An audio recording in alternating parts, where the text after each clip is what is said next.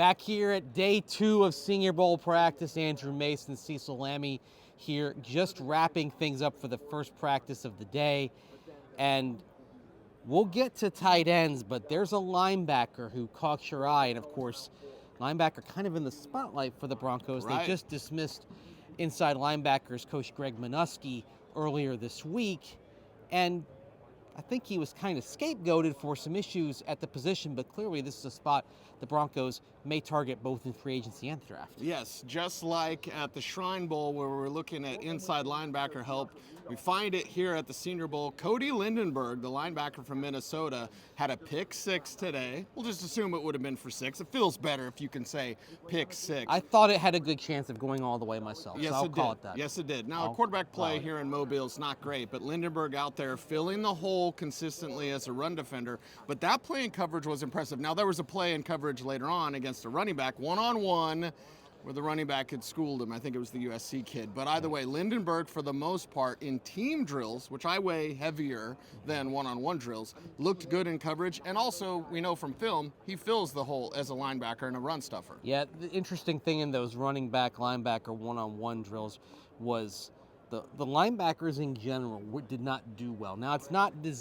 like a lot of one-on-one drills, it tilts toward the offense. But I was actually impressed with the ability to fake out linebackers, the ability to sell their fakes, get those linebackers out of position by the running backs in general. We'll see better running backs later on this afternoon, just like we'll see better quarterbacks in general out here.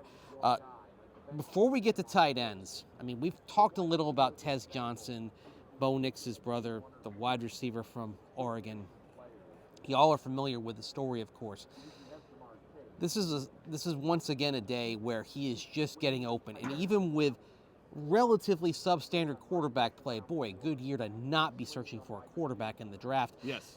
He's still making plays. What do you attribute that to? Just having the quickness and really sick feet. You just watch him out here. You can't size him up as a defender, whether you are a corner or some sort of safety, anybody that's tasked with covering him.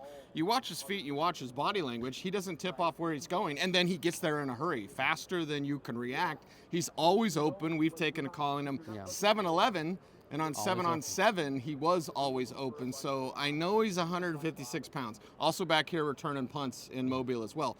I know he's 156, Mace, but you got to find somehow, some way to get him on your roster. He can make plays. Yeah, playmakers belong in the league. That's the thing. At some point, you have to accept the risk that would go along with having one of, if not the lightest player in the NFL, and say, okay, yeah, he's got small hands, yeah, he's got a small wingspan, yeah, he's, tiny, but he just makes plays out there. And certainly the quickness and speed that he has, it does give him a bit of an advantage because we see him time after time getting separation.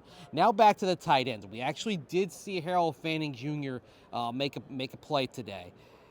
Terrence Ferguson, the local kid who had a second straight good day. But we didn't really talk about Elijah Arroyo out of Miami. A little bit of a mixed bag because on the blocking end of it, not up to snuff, but in terms of getting separation, the route running part of it, this is 2 straight days where he's getting a lot of separation and keeping those linebackers and safeties off balance. Yeah, he is Miami tight end, right? Yeah. So you're going to get strength, you're going to get route running ability, and you're going to get speed. He's getting the most separation of any tight end that's down here. And had it not been for Fannin making a couple of catches with his route running ability, we'd have been talking about Fannin as a blocker and then comparing it to Arroyo as a blocker, because in the same play where Fannin got his man, put 2 hands on him, and it actually was Lindenberg who he blocked, you saw the exact same play, exact same dialed up, and Elijah wasn't able to get it done in the same manner as Harold Fannin was in terms of blocking. But as a receiver, he's getting open, unlike even Ferguson. Ferguson's the most consistent here in Mobile, but he's not getting open. He's just using his frame to catch everything thrown at him. I think kind of when what we get down to is, okay, what's the highest ceiling here? Fannin still has the highest ceiling of these tight ends. Arroyo, the blocking ability, like Fannin's a willing blocker. I'm not sure how willing Arroyo is just yet. I mean, he may say he's willing, but it isn't really showing up out there. He's got to be able to get physical, mix it up a little bit more. And then Ferguson's just kind of your all-around guy. I mean, there's something for everybody when it comes to tight end position, but teams are going to look at traits. They're going to look at the ceiling. Arroyo has the speed traits, but at the same time, Fannon's got enough vertical speed. I still think we're looking at him being the high ceiling guy because he's a bit better blocker than Arroyo. Wouldn't I love Fannin in the 2nd and Ferguson in the 5th? Yeah. Right? That'd be great. And how did he catch that one? How did he catch that one at the end of practice? Yeah. Right? I'm taking the note of like PBU and you go, he's got it. Ferguson made this play where it's like magnet on his hands, he was getting interfered with, and he still made that catch because, again, not separation, but body, lean, the body language to get open for his quarterback. Ferguson's getting it done every day. And this isn't the first time we've seen Ferguson make a play despite clear holding slash DPI going against him. And so that's another good sign as well. We got more coming up this afternoon. We're going to watch the national team practice. We just watched the American. And then it's media day, so we're going to talk to a lot of these guys, planning on catching up with tight ends. And, of course, Terrence Ferguson, local product from Heritage High School. So looking forward to chatting with him about his background, about Bo Nix, because, of course, he played alongside Bo Nix.